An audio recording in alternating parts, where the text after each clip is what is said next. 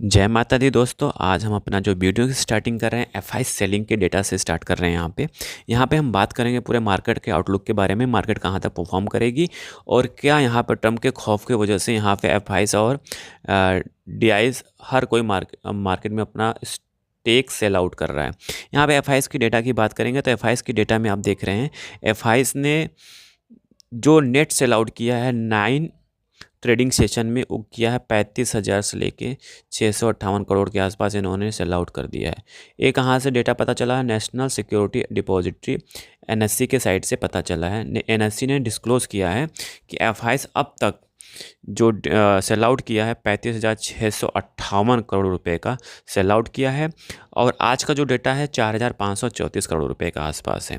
उसके पीछे का रीज़न हम आगे नेक्स्ट वाले चीज़ में समझेंगे कि ऐसा एफआईएस क्यों कर रहे हैं। चलिए बात कर लेते हैं नेक्स्ट न्यूज़ की।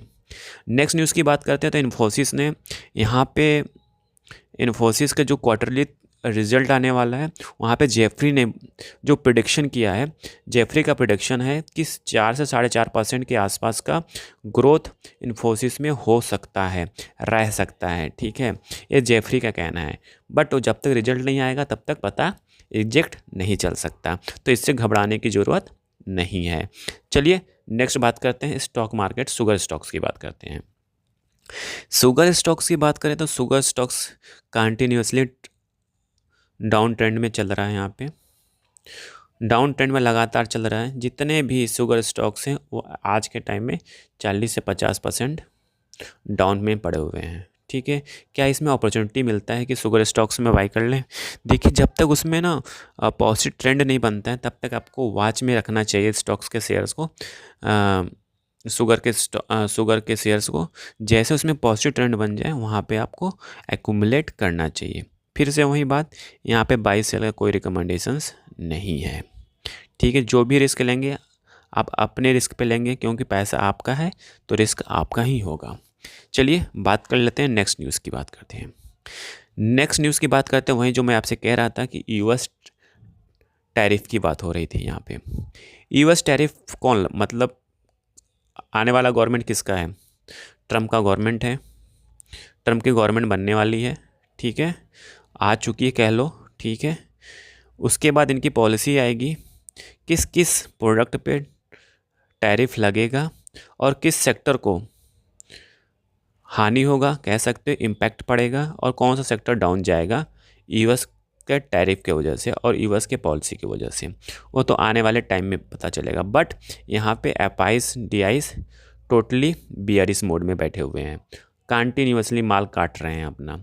यहाँ पे जो मार्केट संभला हुआ है वो संभला हुआ है हमारे इंडियन के डीआईस और रिटेल इन्वेस्टर की वजह से। यहाँ पे इंडियन स्टॉक एक्सचेंज संभला पड़ा हुआ है। चलिए नेक्स्ट न्यूज़ की बात कर लेते हैं।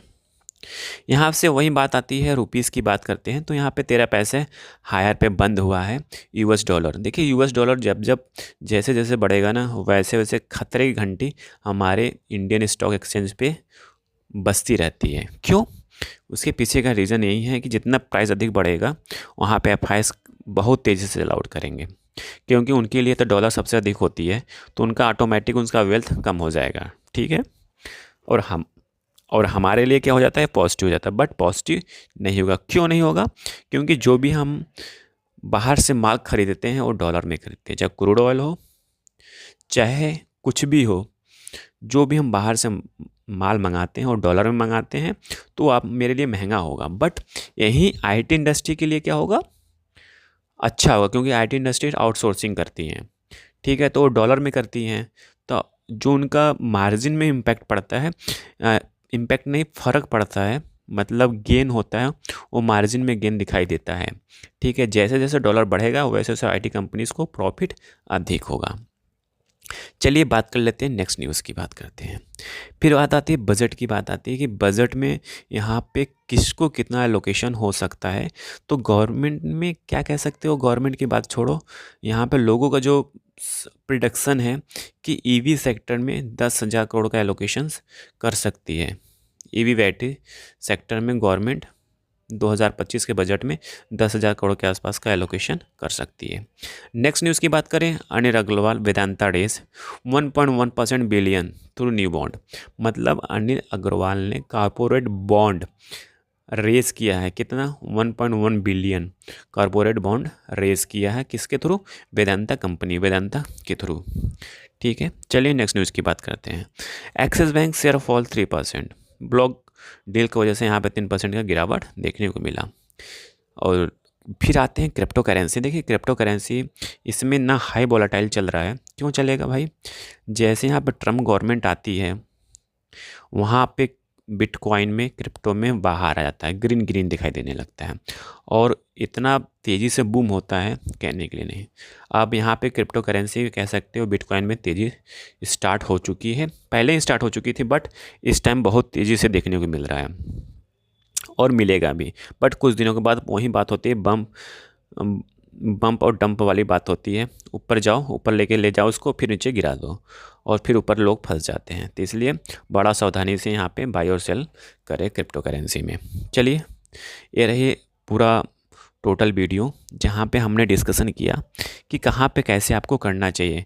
तो अभी जो मार्केट का सेंटीमेंट है, तो बिटकॉइन में आपको बहुत सावधानी से ट्रेड और इन्वेस्टमेंट करना है। वहीं साथ साथ इंडियन मार्केट में जहाँ पे आपको लगता है जो स्टॉक सस्ता हो रहा है, धीरे धीरे माल उठाना स्टार्ट कर दीजिए। यहाँ पे कोई बाई सेल और का रिकमेंडेशंस नहीं है, जो भी बाई करेंगे आप अपने रिस्क पे बाई करेंगे। Thank you for watching this video.